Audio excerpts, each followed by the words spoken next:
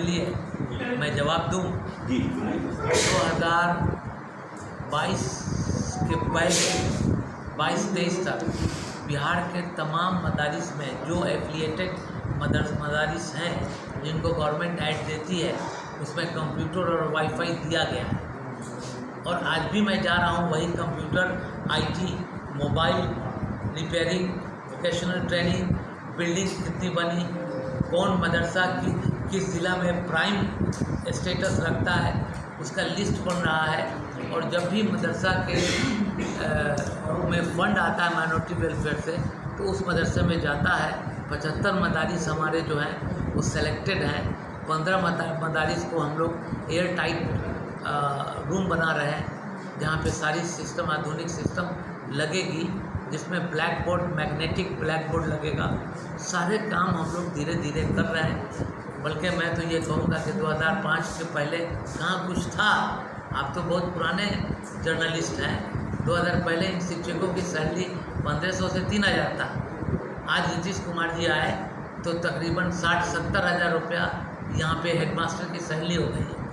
और मदरसा में हर साल करोड़ों करोड़ रुपया उन मदरसा को चिन्हित करके दिया जाता है जिसमें बच्चे हों जिनका इंफ्रास्ट्रक्चर। आप यतीम खाना में गए हुए थे तो वहाँ पे जांच के दौरान क्या कुछ आपको मिला, क्या कुछ आपने उसके उन तमाम सारी असल में मदरसा को माइनॉरिटी वेलफेयर ने लगभग 9 करोड़ का एक योजना बना के और बिहार के तमाम प्रीमियम मदरसे को दिया जिसका इंफ्रास्ट्रक्चर ठीक है, जहाँ बच्चों की तादाद सेटिस्फैक्ट्री है, बच्चे पढ़ते हैं।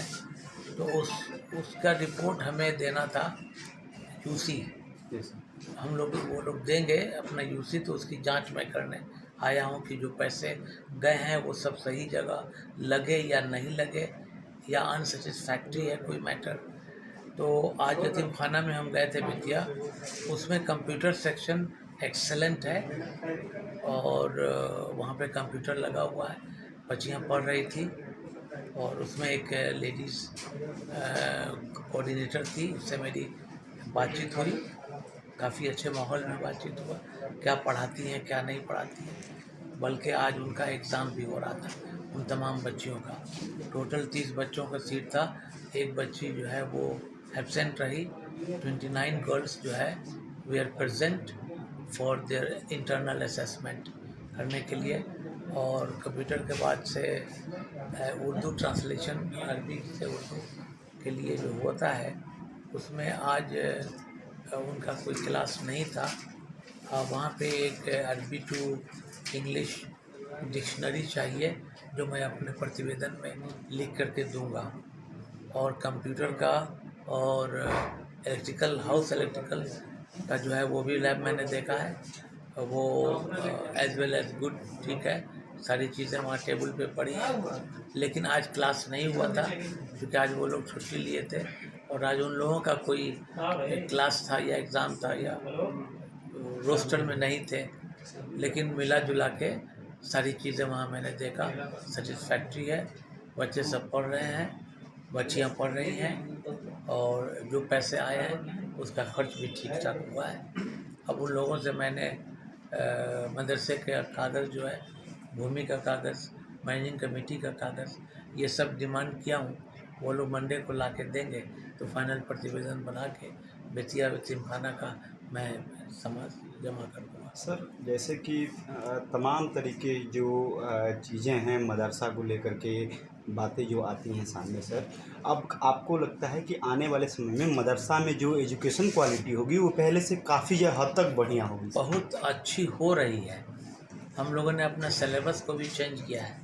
हम लोग फिजिक्स, केमिस्ट्री, ज्योग्राफी, इंग्लिश सारे सब्जेक्ट को पढ़ा रहे हैं, सबका सिलेबस बना हुआ है, हम लोग उसको मॉनिटर कर रहे हैं। 2005 के पहले क्या था? कुछ था? कुछ नहीं था।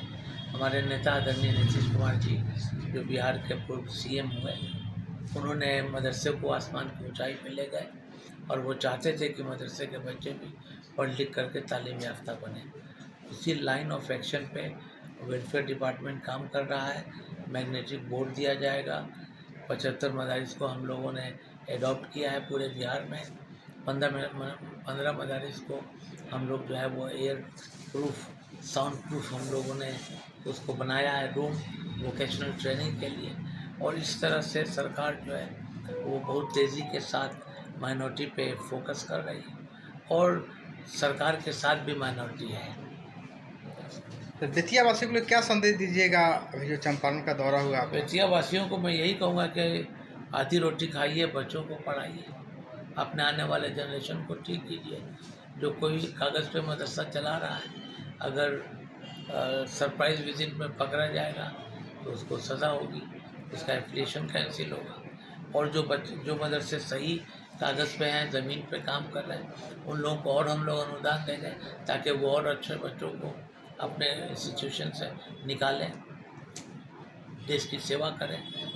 ठीक है, धन्यवाद सर जानकारी।